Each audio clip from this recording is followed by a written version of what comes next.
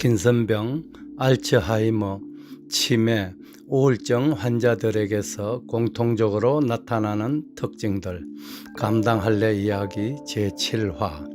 위에 열거한 질병들은 난치병 중에서도 손꼽히는 난치병으로서 현대의학에서도 뚜렷한 치료약이 없다고 할 정도로 무서운 질병입니다.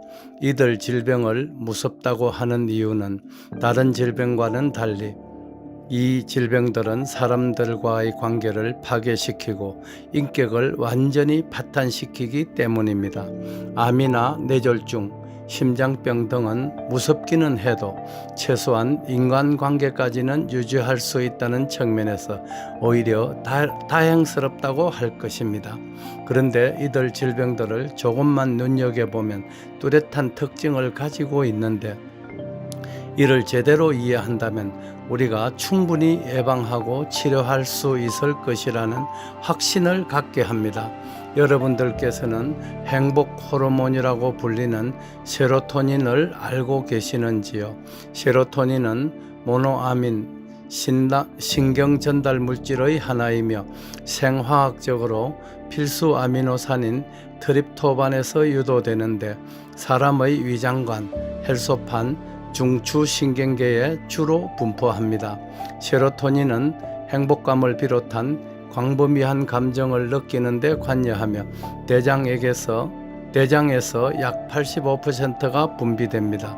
그런데 위에서 열거한 파킨슨병, 알츠하이머, 치매, 우울증 등의 환자들은 첫째, 체내에서 세로토닌이 거의 검출되지 않는다고 합니다. 따라서 이들은 정신적으로 평온함과 행복감을 느끼지 못할 확률이 99.99%라고 할 수 있습니다. 둘째, 이들 환자들은 변비를 앓고 있을 가능성이 매우 높습니다. 변비를 앓고 있기 때문에 대장이 연동 운동을 하지 못함으로써 결국은 세로토닌도 분비가 되지 않게 되면서 그들은 연쇄적으로 행복감조차 느끼지 못하고 우울할 수밖에 없는 것입니다. 셋째, 그들은 신진대사가 원활하지 못함으로써 모든 동작이 느려지게 됩니다. 이상이 위에서 언급한 질병을 가진 분들에게서 공통적으로 나타나는 특징들입니다.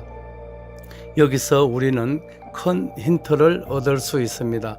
변비가 이들 난치병의 근원이 될 수도 있다는 점입니다. 한금손이 실제로 파킨슨병이나 알츠하이머 등의 환우들에게 해죽순을 기반으로 만든 감당할래를 드시게 한 후 지속적으로 변비를 깔끔하게 해소시키자 파킨슨병 등의 난치병 환자들께서 매우 빠르게 상태가 호전되는 것을 여러 차례 확인했습니다. 세로토닌은 대장이 연동운동을 제대로 할 수 있을 때 원활하게 분비됩니다. 변비가 해소되자 세로토닌이 원활하게 분비되고 걸음걸이가 빨라지면서 얼굴에 웃음도 되살아나는 난치병들이 호전되는 믿을 수 없는 사실들을 여러 차례 확인했습니다. 흔히 대장은 제2의 뇌라고 불리는데 대장을 매일 깔끔히 비울 수만 있다면 당신의 건강은 걱정하실 필요가 없습니다. 의학의 아버지로 불리는 히포크라테스가 설파했던 식품으로 못 고치는 병은 약으로도 고칠 수 없다라는 말씀이 귓전을 스치는 새벽입니다. 일단 대장은 비워놓고 볼 일입니다. 참 대단한 감당할래의 힘입니다.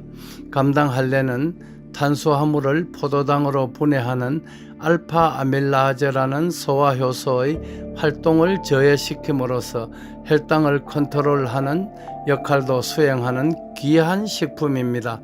감사합니다. 다대열의 세상만사. 구독과 좋아요를 눌러주시면 황금소는 큰 힘을 얻습니다.